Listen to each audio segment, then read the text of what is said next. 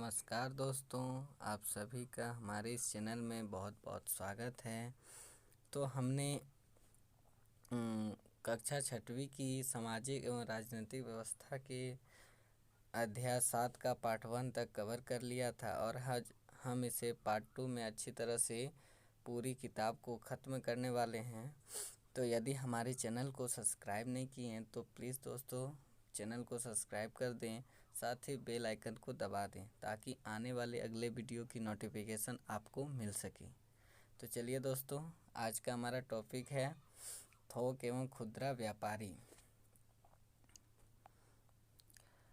तो थोक और खुदरा व्यापारी का मतलब पहले समझ लीजिए। थोक का मतलब होता है किसी भी वस्तु या चीज़ की एक बड़ी मात्रा में उसको बेचना या खरीदना, और खुदरा का मतलब होता है किसी भी वस्तु या चीज़ की छोटी सी मात्रा या एक छोटा सा भाग होता है। तो थोक और खुदरा जो होते हैं वह व्यापारी किस तरह से अपना व्यापार करते हैं उसको चलिए देखते हैं। शहरों में कई छोटी एवं बड़ी दुकानें मिलती हैं। इनमें से कुछ खुदरा व्यापारी और कुछ थोक व्यापारी होते हैं। अब शहर में जाइए या गांव में आपको इस तरह की व्यापारी मिलती है। कुछ जो होते हैं बड़े बड़े सामान खरीदते हैं और कुछ चीज़ों की छोटी सी भाग को खरीदते हैं, यानी छोटे छोटे चीज़ों को खरीदते हैं। इन दुकानों में कई तरह की वस्तुएं जैसे कपड़े, जूते, चप्पल, बर्तन, मिठाई, खिलौने, दवा, मोबाइल, इलेक्ट्रॉनिक वस्तुएं, बिजली का सामान, भवन निर्माण सामग्री इत्यादि खरीदी एवं बेची जाती है। शहरों में अगर देखा जाए तो ये सारी वस्तुएं आपको उपलब्ध होती है। इसके अलावा इसमें कह रहा है दोस्तों, इसके अलावा ग्रोसरी की वस्तुओं की थोक एवं खुदरा दुकानें भी मिलती है।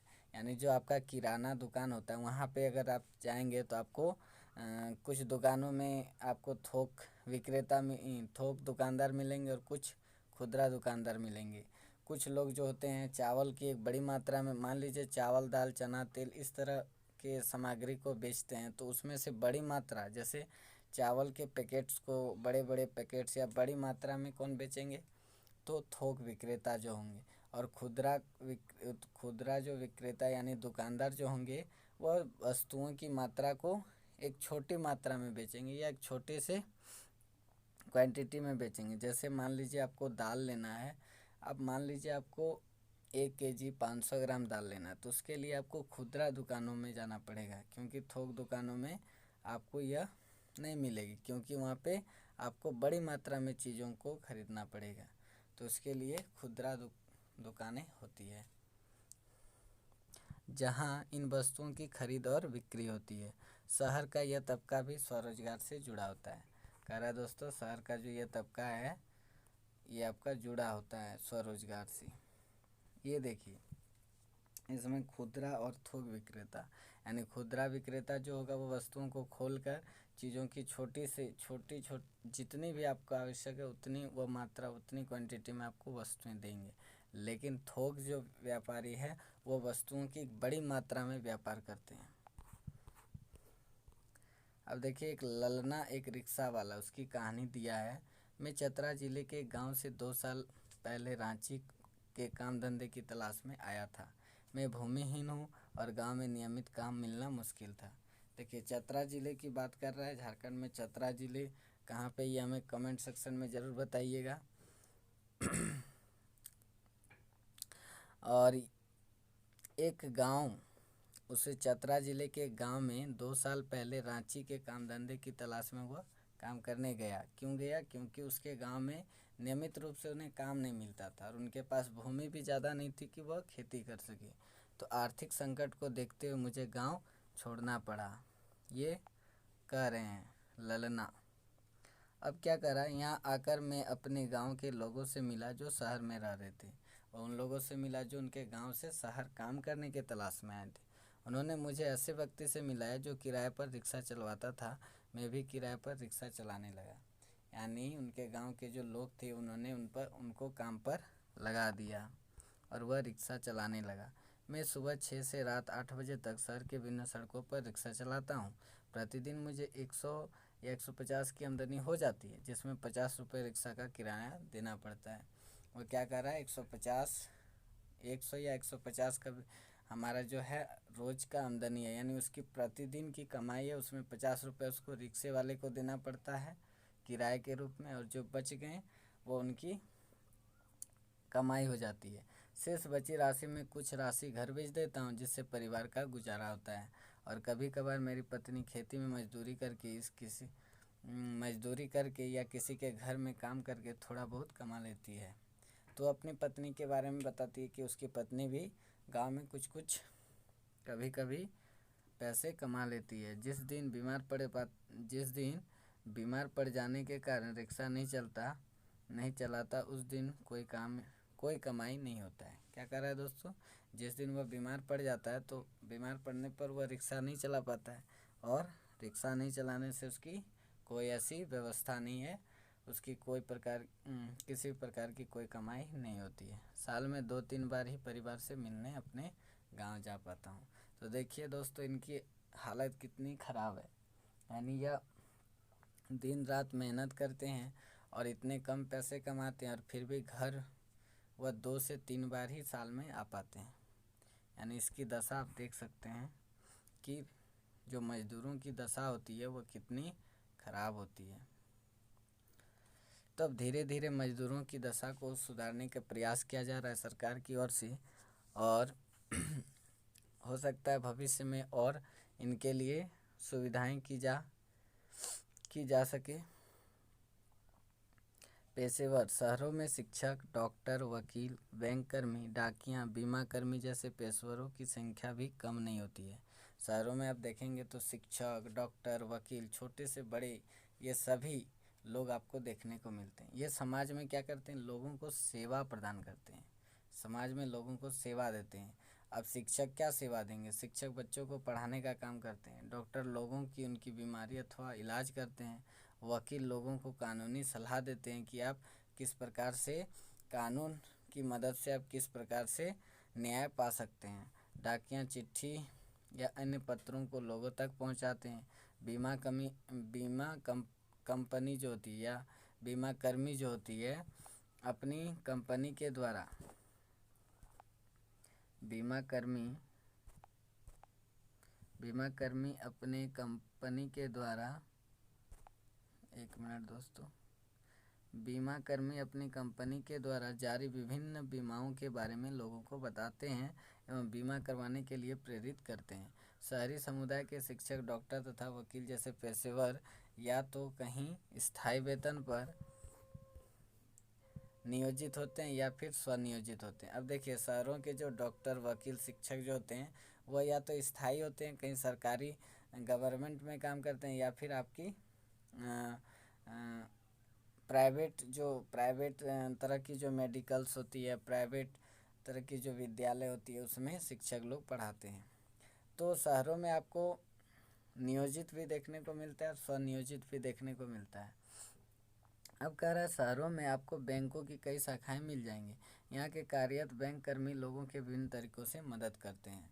रुपए को बैंक में जमा करना, बैंक से रुपए निकालना, ज़रूरतमंदों को ऋण देना, एक जगह से दूसरी जगह रुपए भेजने के कामों में यह कर्मी हमारी मदद करती है। और बैंक के जो कर्मी होते हैं, बैंक के जो कर्मचारी होते हैं, वे हमारी किस तरह से मदद करते हैं, हमारे जो रुपए होते हैं उसे जमा करते हैं, या फिर अगर हमें निकालना है तो उसमें वो मदद करते हैं।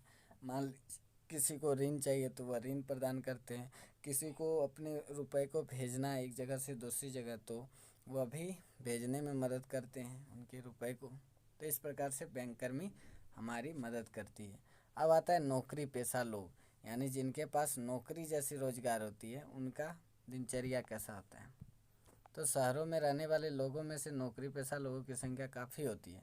शहर में अगर देखेंगे तो वहाँ भी गांव में 2-4 ही लोग जो होते हैं जो नौकरी करते हैं, गवर्नमेंट नौकरी। लेकिन शहरों में अधिकतर अगर देखें तो अधिकतर घरों में नौकरी वाले ही लोग मिलते हैं।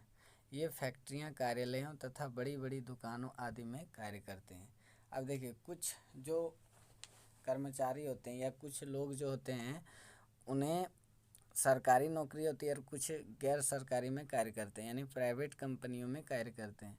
इनमें से कुछ स्थायी और नियमित तथा कुछ अस्थायी कर्मचारी होते हैं।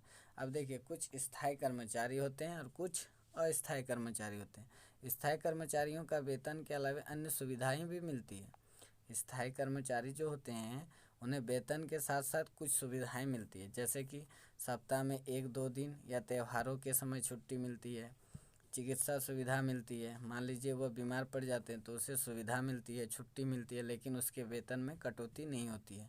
भविष्य के लिए बचत की सुविधा भी मिलती है उन्हें। कार्यालय में कार्य करने वाले कर्मचारियों को दिन में एक निश्चित समय तक ही काम करना पड़ता है। और क्या सुविधा देती है इन्हें, मान लीजिए आपको जैसे बता दें दोस्तों, हमारे देश में एक नियम बना गया है, उसमें बताया गया कि किसी भी व्यक्ति को 8 घंटा तक ही काम करना चाहिए। अगर उनसे ज़्यादा काम करवाते हैं तो उनके लिए उसे अतिरिक्त उन्हें वेतन देना पड़ेगा, अन्यथा यह कानूनी एक अपराध माना जाएगा। मान लीजिए आप किसी भी कंपनी में काम करते हैं और उसमें आपको 8 घंटा से अधिक काम करवाया जाता है, लेकिन उसके लिए कोई अतिरिक्त आपको वेतन नहीं मिलती है, तो वह एक कानूनी अपराध होता है। तो सरकारी नौकरियों में जो एक निश्चित समय होती है वह 8 घंटे की होती है, यानी कोई भी कर्मचारी 8 घंटे तक कार्य करते हैं। लेकिन आपको यह जो होती है आपका जो अस्थायी कर्मचारी होते हैं उनको ऐसी सुविधाएं नहीं मिलती है, उनके साथ काफ़ी अन्याय होता है। अब देखिए क्या कर रहा है, अन्य जगहों जैसे फैक्ट्रियों, कह रहा है कि अन्य जगहों जैसे फैक्ट्री, बड़ी दुकान आदि में कार्यरत कर्मचारी को इस प्रकार की सुविधाएं नहीं मिलती है। जो गैर सरकारी होते हैं, जो प्राइवेट में काम करते हैं, उनसे इस प्रकार की सुविधा नहीं मिलती है, उनकी नौकरियां असुरक्षित होती है। यानी मालिक अगर चाहेंगे तो उसे कभी भी नौकरी में रख सकते हैं, नौकरी से कभी भी निकाल सकते हैं, उनकी नौकरियां कभी सुरक्षित नहीं होती हैं।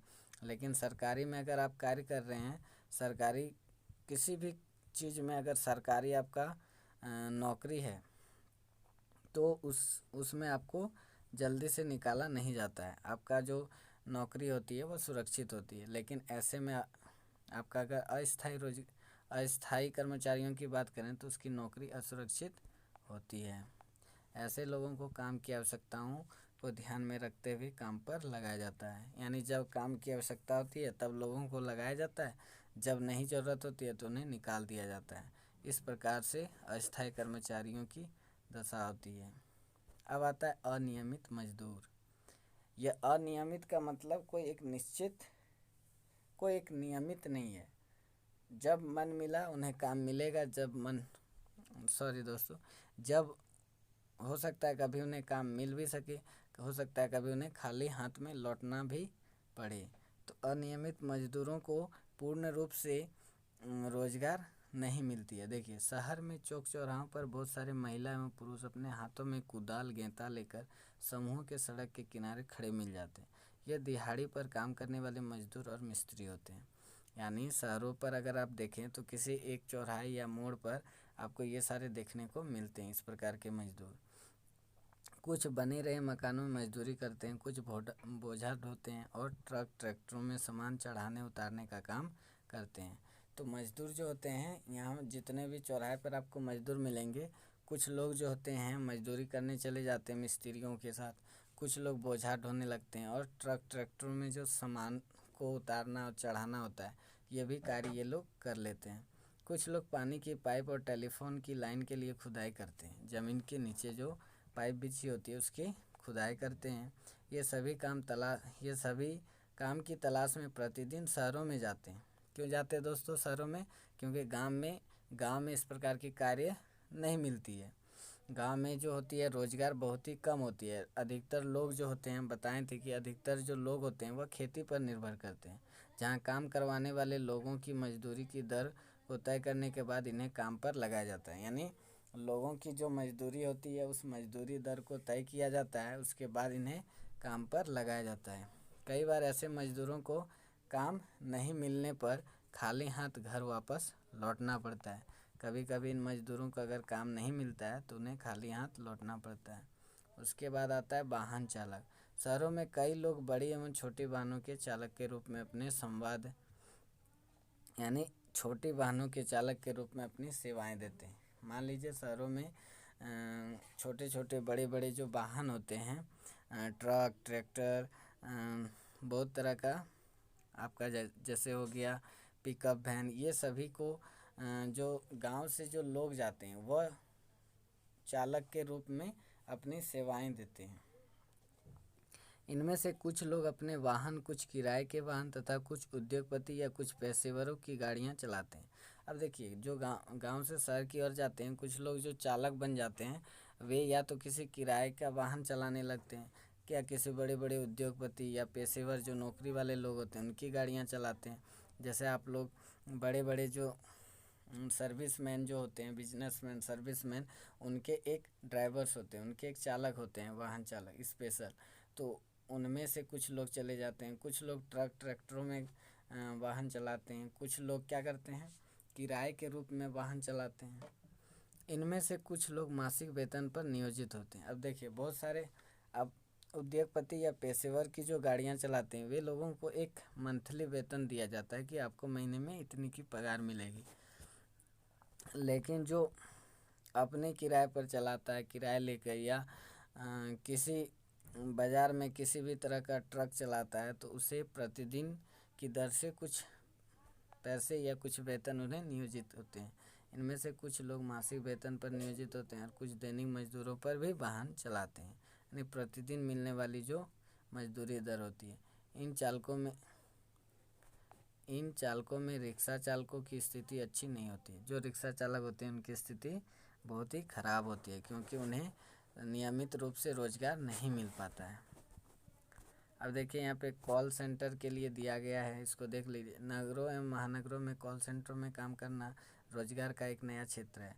कॉल सेंटर एक केंद्रीकृत दफ्तर होता है जहाँ एक ही जगह पर उपभोक्ता की समस्या और उनसे जुड़े स्थलों से संबंधित जानकारी दी जाती है। नगर हो या महानगर, इन दोनों जगहों पर आपको कॉल सेंटर का ये नया रोजगार देखने को मिलता है। पहले ये बहुत कम थे, धीरे धीरे ये विकसित होने लगे और इसका क्षेत्र काफ़ी बड़ा हो चुका है और ये बहुत लोगों को रोजगार भी प्रदान करता है। कॉल सेंटर क्या होता है? केंद्रीकृत, मतलब एक जगह पे स्थित दफ्तर होता है और यहाँ पे कार्य करने वाले कर्मचारी एक ही जगह में स्थिर होकर उपभोक्ताओं की जो समस्या होती है उनसे जुड़े स्थल संबंधित जानकारी दी जाती है। आप लोग अगर कभी कस्टमर केयर में या कंप्लेन नंबर में, किसी भी कंप्लेन नंबर में कॉल करते हैं तो आपको कई तरह की जानकारियां दी जाती है, कई तरह की समस्याओं का समाधान बताया जाता है। तो ये कौन बताते हैं? तो कॉल सेंटर में जो बैठे लोग होते हैं या जो कर्मचारी होते हैं वे हमें इनकी जानकारियां देते हैं। इनमें से अलग अलग खाने बने रहते हैं जहाँ कंप्यूटर, टेलीफोन, हेडफोन और स्पीकर लगे होते हैं। यानी उनकी बात कर रहा है कि उनके सामने क्या क्या होते हैं। भारत इस क्षेत्र में एक महत्वपूर्ण केंद्र बन गया है। यहाँ न केवल भारतीय कंपनियां बल्कि विदेशी कंपनियां भी अपनी कॉल सेंटर खोलती है। यानी भारत के अलावा विदेशी कंपनियां भी भारत आती है कॉल सेंटर खोलने के लिए। अब कह रहा है कि विदेशी कंपनियां के आकर्षण के कारण यह है कि यहाँ अंग्रेजी बोलने वाले लोग आसानी से और कम वेतन पर मिल जाते हैं। विदेशी कंपनियों का खोलने का लक्ष्य क्या होता है कि यहाँ पे जो लोग होते हैं वह कम पैसे पर मिल जाते हैं और इंग्लिश बोलने वाले यानी अंग्रेजी बोलने वाले लोग मिल जाते हैं। तो दोस्तों, यहाँ पे कुछ शब्द दिए गए हैं, इसे देख लीजिएगा। सबसे पहला है भूमिहीन, मतलब होता है लैंडलेस। कर्ज, डेप्ट। पैसा को प्रोफेशन कहते हैं। आवासीय को रेसिडेंटियल कहते हैं। कृषि को एग्रीकल्चर। मजदूर को लेबर। आजीविका का लाइवलीहुड। व्यापारी का बिजनेसमैन। तो प्राथमिक यहाँ पैसा कुछ दिया है दोस्तों। पैसा 3 टाइप के होते हैं: प्राथमिक पैसा, द्वितीयक पैसा और तृतीयक पैसा। प्राथमिक पैसा में कृषि, पशुपालन, डेयरी, मत्स्य पालन, मुर्गी पालन, खनन, ये सब को शामिल किए जाते हैं। द्वितीयक पैसा में वस्तु निर्माण आता है। लोहे के औजार निर्माण, यानी लोहे से बनाए गए वस्तु और फर्नीचर के काम होते हैं। तृतीय पैसा में पढ़ाना, बैंकिंग सेवा, चिकित्सा सेवा, डाक सेवा, ये सभी कार्य जो हैं तृतीय पैसा में आते हैं। यानी जो हमें सेवा प्रदान करता है वो तृतीय पैसा, जो वस्तुओं का निर्माण करता है वो द्वितीय पैसा, और जो उत्पादन करता है वो प्राथमिक पैसा। तो इसे याद रखिएगा दोस्तों। चलिए अब प्रश्न उत्तर की ओर बढ़ते हैं। तो सबसे पहला हमारा सवाल है, डैश ग्रामीणों का मुख्य पेशा है। तो ग्रामीणों का मुख्य रोजगार क्या है दोस्तों? कृषि है। क्या है दोस्तों? कृषि।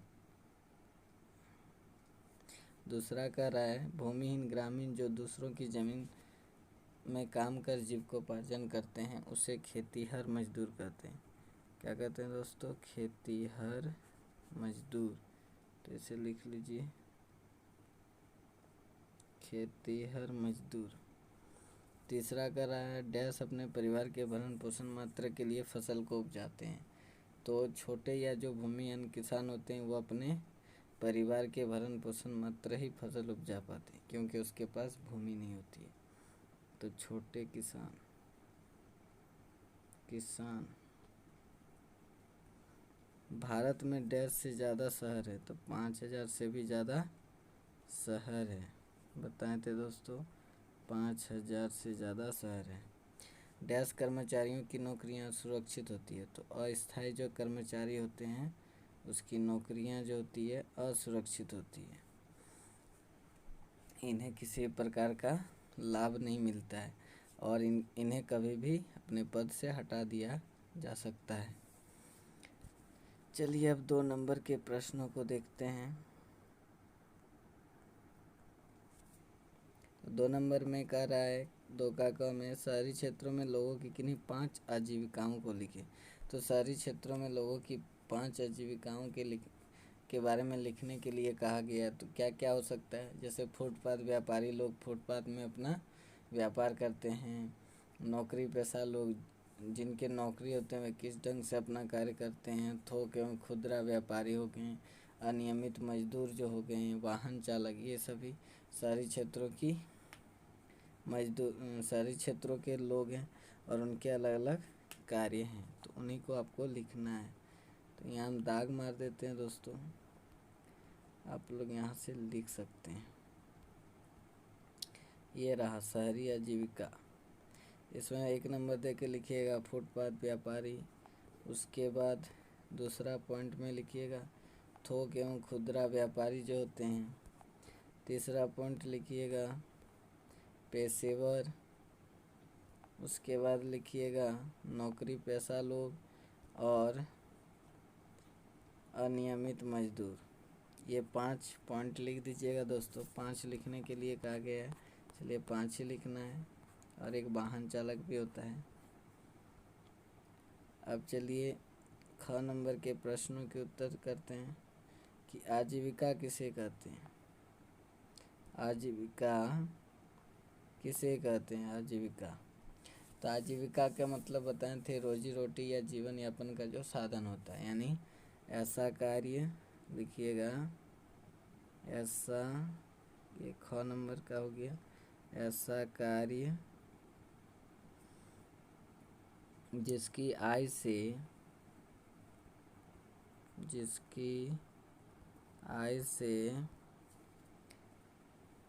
जीवन का गुजारा हो, जीवन का गुजारा हो, उसे आजीविका कहते हैं। तो इसको स्क्रीनशॉट ले लीजिए दोस्तों।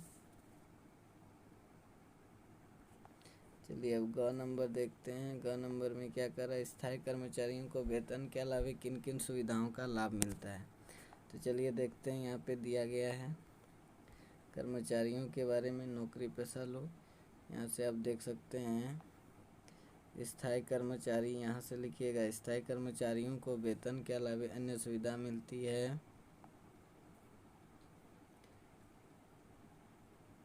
जैसे सप्ताह में 1 या 2 दिन एवं त्योहारों के समय छुट्टी, चिकित्सक सुविधा, भविष्य के लिए बचत की सुविधा, कार्यालय में कार्य करने वाले कर्मचारियों के दिन एक निश्चित समय तक काम करना पड़ता है। तो ये सारी सुविधाएं जो होती है वह स्थायी कर्मचारियों की होती है। ठीक है दोस्तों, तो यहाँ से लिखिएगा स्थायी कर्मचारियों के वेतन के अलावा बहुत सारी सुविधाएं मिलती है, जैसे उन्हें छुट्टी अवकाश मिलता है, बचत करने की सुविधा मिलती है, चिकित्सक सुविधा मिलती है, निश्चित समय तक ही कार्य करना पड़ता है। तो ये सारे सुविधाएं हो गई। तो मुझे आशा है कि दोस्तों आप सभी को ये सारी चीज़ें अच्छे से समझ में आ गई होगी। और एक सवाल इसमें है दोस्तों, चलिए घ नंबर देख लेते हैं। खेतिहर मजदूर शहरों की ओर पलायन क्यों करते हैं? तो इसको भी देख लेते हैं क्यों करते हैं। यहाँ पे आपका उत्तर है, चलिए दिखा देते हैं। खेतिहर मजदूर आपका उधर ही है ऊपर में, ये रहा दोस्तों। खेतिहर मजदूर क्यों जाते हैं? चूँकि गांव में साल में कुछ महीनों तक ही काम मिल पाता है। क्या होगा उत्तर दोस्तों? यहाँ से लिखिएगा, चूँकि गांव में साल में कुछ ही महीना कृषि का कार्य होता है तो पूरे वर्ष इन्हें काम नहीं मिलता है। ऐसी स्थिति में यह शहरों की ओर काम की तलाश में पलायन करते हैं। तो ये आपका घ नंबर उत्तर रहा दोस्तों। वहाँ पे मिस्टेक हो गई थी, वह ग नंबर का उत्तर था, तो उसको सुधार लीजिएगा। ये आपका घ नंबर का उत्तर हो गया। इसके पहले वाले जो सवाल हमने बताए वहाँ पे मिस्टेक से ग की जगह घ लिखा गया, तो आप लोग वहाँ ग कर लीजिएगा और ग नंबर का उत्तर होगा दोस्तों। तो मुझे आशा है कि आपको सभी चीज़ अच्छे से समझ में आ गई होगी। और यदि हमारे चैनल को आपने अभी तक सब्सक्राइब नहीं किया तो प्लीज़ चैनल को जाके सब्सक्राइब कर दें। और वीडियो अच्छी लगी तो लाइक कमेंट शेयर ज़रूर करें। आज हमने कक्षा 6वीं की सामाजिक और राजनीतिक व्यवस्था के सभी अध्यायों को ख़त्म कर लिए हैं और अब हम कक्षा 7वीं की सामाजिक और राजनीतिक व्यवस्था को शुरू करने वाले हैं।